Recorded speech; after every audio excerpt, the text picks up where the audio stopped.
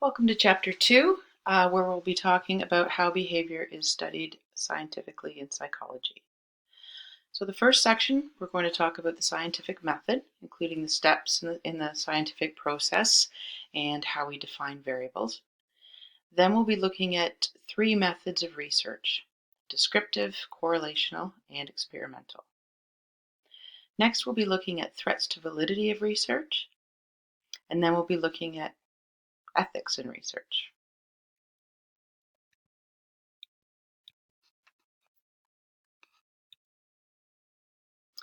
So the scientific method in psychology, what is that? It's a standardized step-by-step process of testing research questions. There's very strict rules at each stage. It's very prescribed. So we have the chart here, and each of these are the steps. It does somewhat simplify the process. And so we're going to talk a little bit about that and give you an idea of what it actually looks like. Okay, so in this model, it says ask a question, do background research, construct your hypothesis, test it, analyze the data, and report your results. Sounds fairly straightforward. But in the process of actually doing it, the first step, asking the question, is actually as difficult or more so than testing it or analyzing the data. Asking the right question sets up the entire experiment or the entire inquiry. Everything stems from the question. If you don't have a good question, you're going to get stumped further along in the process. So let's just look at developing the research question. So here's an example. You see a situation or a behavior or something that's going on that doesn't quite make sense, things you want to look into more, okay? Things you want to investigate, the motivations behind, for example, bullying, okay? So in the first picture there's just the girls, bullying this other girl. So this was for my research. So I went in and I started looking about bullying. And I developed a question. I don't remember what it was now. But then upon further investigation and further research, I found, for example, like in the second question, there tends to be one person who is strongest in the group, who dominates the group, and then the other people follow. Okay, well now I got to change my research question, okay, because I'm refining it each time I do this. So now I've refined my research question. And then I start noticing through more and more research, you'll see in the bottom picture there, and I'm sure you all recognize that from the movie, is that the bullying goes on, the drama goes on. There tends to be one person who is the leader and more aggressive and the follower.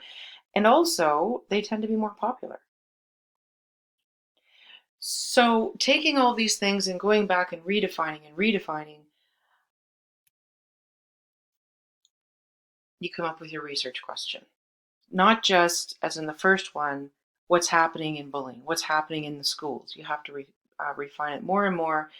And when it came down to the final question, almost the final question was, how do relationally aggressive females perceive and experience their social world? So the question became, what are they thinking?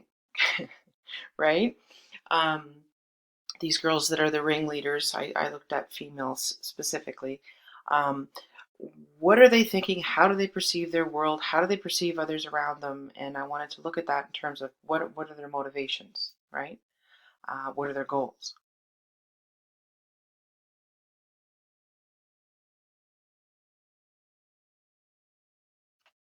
So once you have your question, which could take months to come up with the right question, right?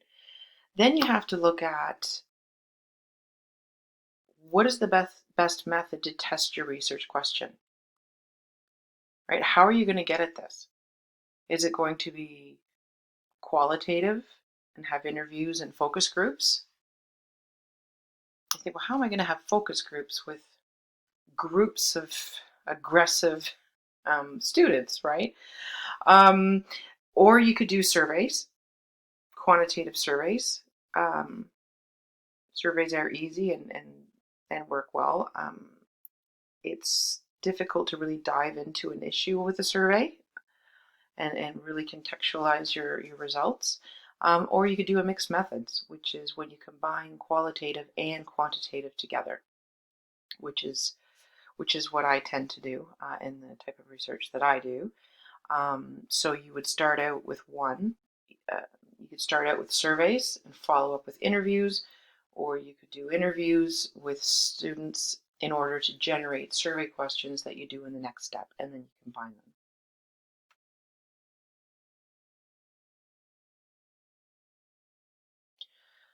So we're going to look at some research methodologies next, okay, and we'll go over some of those. Oh, and I just pointed down there because we're going to go into the data just a little bit. I'm going to show you some. Once you have your research question and you do your background research and you've come up with your method, your methodology, then you have to get into analyzing the data, which also has many rules. Before we get into that, let's talk about the variables. A variable is any characteristic that can vary. Okay, it can be strength, can be weight, can be reaction time. Those are easier to measure. It can also be self-esteem, happiness, aggression, and those you measure usually in different ways. So you have the independent variable and you have a dependent variable in the simplest of forms. Okay, so the independent variable is the variable that you alter or change, and then the dependent variable is the variable that you measure. So for example, on a study on the effectiveness of a program, a youth program in the community. So the goal or the purpose of the study was to determine with confidence that changes occur in the participants' knowledge, skills, or attitude, that's the dependent variable, as a result of the intervention, which was the program. That's one example. I have some easier examples here. So, how light affects plant growth? Which is the independent variable and which is the dependent variable? We have light and we have plant growth.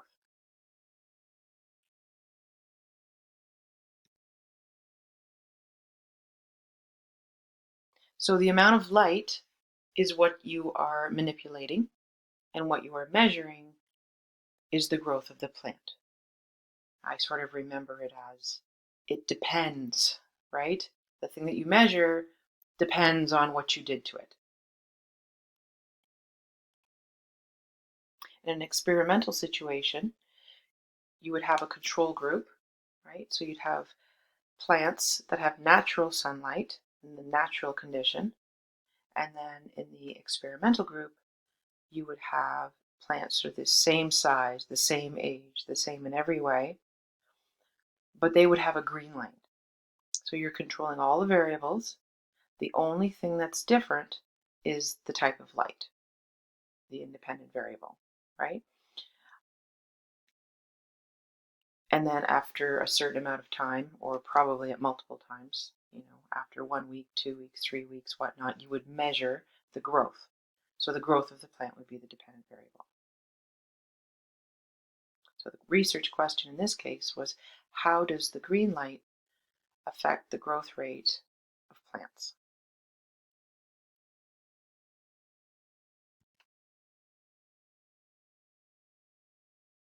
So in the text they talk about an operational definition. Having an operational definition is critically important to your research, to most things, right? So it defines the variable clearly and exactly so that anybody could repeat the research and get the same results. You define it in such a way that there is absolutely no question about what you're talking about. There's no ambiguity. So for example, the word bullying. That's how I started out. Well, what does bullying mean? Does anybody know? Uh, I mean, it's such a trigger word now that it can mean anything. On social media, it pretty much does mean anything. But there is actually a very, very specific definition. Okay, so what did I mean by bullying? Well, after doing the research, I meant aggression. That's what I meant. What kind of aggression, right? It changes throughout a lifespan. Remember, we talked about developmental psychology, so the way that young people show aggression towards other is different than people in their teenage years or people in their adult years. So I specifically meant adolescence. Okay, so adolescent aggression. So what kind did I mean? Did I mean this kind? The typical kind that you see in social media? Or did I mean this kind that you don't see quite as often? It's harder to see. Turns out there's lots of different types of aggression. There's physical, verbal, instrumental, relational, hostile, and reactive versus proactive aggression. And each of those can be broken down as well. So it's very, very important when you go in to do your research. If you just go in and start doing research on aggression, you're going to have thousands of research studies because they're all going to come up about all those different forms. So you have to be very specific. So in the end, when I boiled it down to my specific research question, it was, how do relationally aggressive females, so it's the type of aggression is relational. I'm looking specifically at females, and the research base shows that females tend to engage in this type of aggression more than physical. Age 12 to 15, chose that because that, according to the research, is when it's at its peak. Perceive and experience their social world. Okay, so I went through this in detail because I really wanted you to see how important the research question is and how important it is that you define all of your variables right down to the smallest detail. So now you can go into the research and you can type in and look specifically for studies and past research on exactly this population.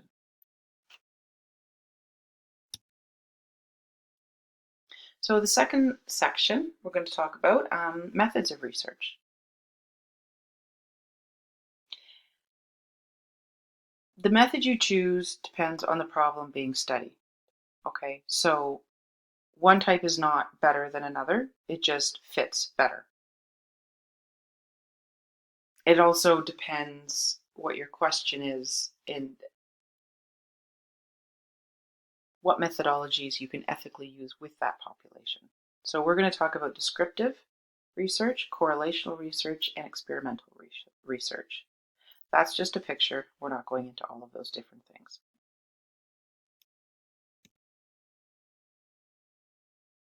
So descriptive methods. Descriptive, you can remember, it's about describing. Usually it's describing with words, it's describing the data sample. You are analyzing in a sense, but not in a heavy statistical way.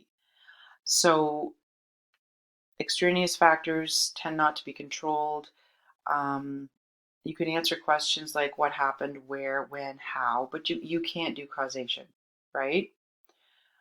The only way you can sort of infer causation is through experiments. So the purpose is to describe something, to describe and explore a phenomenon of some kind. So the three main types of descriptive research are case studies, not naturalistic observation, and surveys. So case studies are good because you can get really, really in-depth data, right? So you can dive into a phenomenon really deeply and learn all the little nuances, say, about someone's experience, what they went through, that's the point of doing case studies. Okay. Naturalistic observation. again, it's description, but there's no causal. That's observing a behavior in its natural environment, right? So if you wanted to study some behavior in children and you were at a playground and you can watch them, and I mean, there's a coding system that you have for coding different types of behavior. It's not simply just sitting there writing random notes. You do have a process, but it's watching them in their natural environment. There's no control. And you would tend to have two or hopefully have a couple of different observers looking at behaviors. So the bonus of that is that it's in the natural environment, so perhaps it's a more authentic way of observing. The third, surveys, describe the basic features of the data. Means, medians, modes. There's no statistics really, that you would think of.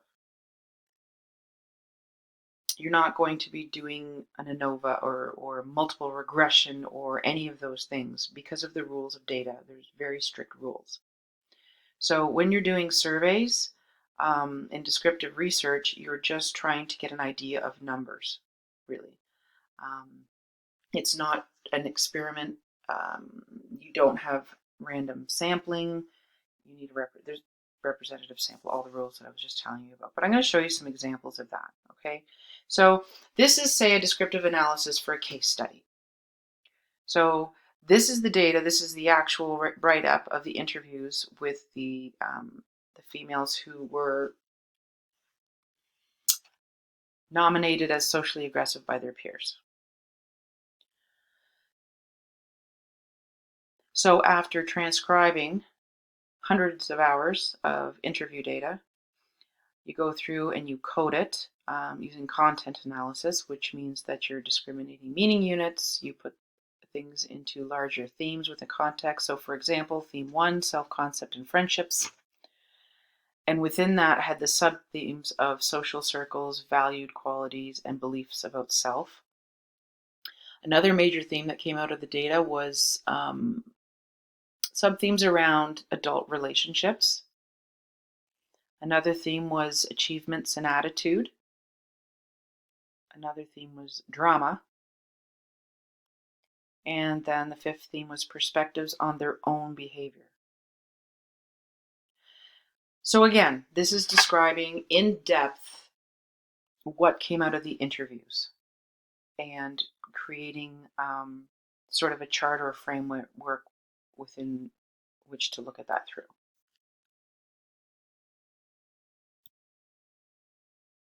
In survey research, okay, now this is getting into the descriptive analysis and the descriptive data. So in survey research,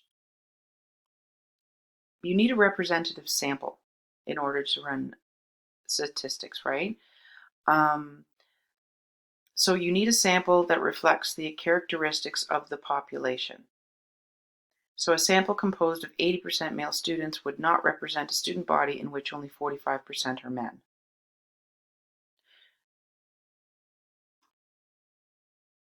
So for example, if you were going to go to the mall and do a study on people who go to Masonville Mall, I don't know, I thought of that.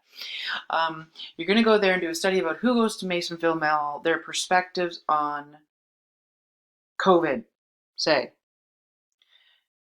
If you go in there and let's say that you just happen to survey the people that were standing in the middle of the hallways or say on the end of the hallways, that tended to be, say, the males, right? You don't have a you don't have a representative sample of all the people that went to the mall. You have a sample of the people that were waiting in the hallways, talking with their friends. It's not a sample of all the people that go to Masonville, right?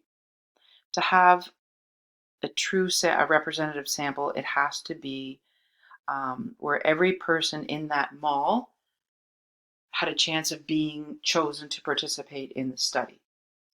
And it also has to be representative in terms of percentages of how many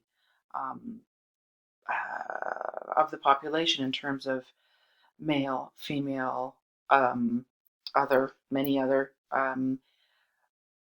ethnicities, everything that's happening at the mall, okay? So a descriptive analysis of survey data, I'm going to show you sort of what it looks like. So descriptive statistics are used to describe the basic features of data in a study. Univariate statistics, you tend to look at distribution, central tendency, and dispersion. And this is what it looks like. Okay, so after a study, after a survey, using a Likert scale, remember this Likert scale has a statement, and then you rank the statement between 1 to 5, with 1 being very much, 3 being neutral, and 5 being not at all. Okay, so when you're studying this, it's not a random sample. Okay, it was, say, one high school, grades 6 to 12, for example. Okay, so percentage of participants in those grades, number of participants, so you're sort of just describing the population sample there. You've got racial, ethnicity, cultural background. You can do it with pie charts. That's one way to present the data, showing that, of course, that the sample size is 24, and it's just describing the sample. Another way to describe the sample in terms of demographics is age and gender. You can use bar charts, whatnot. Okay, so that one shows there were 17 boys and 7 girls in this study. This was from a program evaluation from 2 years ago.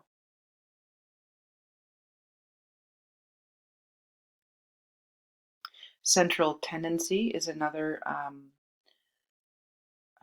that we look at, okay, and it measures the center of distribution of values, right? So there's a Likert scale there. First question is, how well can I express my opinions when classmates disagree with me? There were 24 respondents. The mean score was 3.7, standard deviation of 0.8. Now, technically, you're not supposed to use a mean score with Likert scales, but that is what is common practice with program evaluation, and it's what people understand. It's what the youth understand and the frontline workers understand, so that's what we use. Should be using the median, just a little extra piece there. But basically, you are describing this, so you can look at this and you can see that, look, for questions 7 and 8, the scores were higher. A question you may want to look at is number 11. Number 11 had a 2.3, which is closer to strongly disagree. And that one is, my friends at the BYC don't really care about what I think or feel. Oh, that one's reverse scored, so that's good. But you just get an idea of what people's answers were to the questions by looking at the means. The other is dispersion. That's talking about the standard deviation. I'm not going to be asking you about the standard deviation on a test, okay? But just so that you can see. So the score for on number 1, the mean score was 3.7 with a standard deviation of 0.8. So that is how far the scores were above and below that 3.7. So a small standard deviation means that most of the participants kind of voted in that range. A larger one means that the scores were varied, right? So go back to number 11, the mean score is 2.3, standard deviation is 1.2. That's a little bit large. So that means the scores went right down into the 1s and right up into the 3s and into the 3s. So that's a larger spread. But it just gives you a little bit more information about the program and about how the participants in the program, their perception on the impact of the program on them. Okay, so this is the end of part 1. Next part, we'll be looking at correlational research and experimental research, and then parts 3 and 4.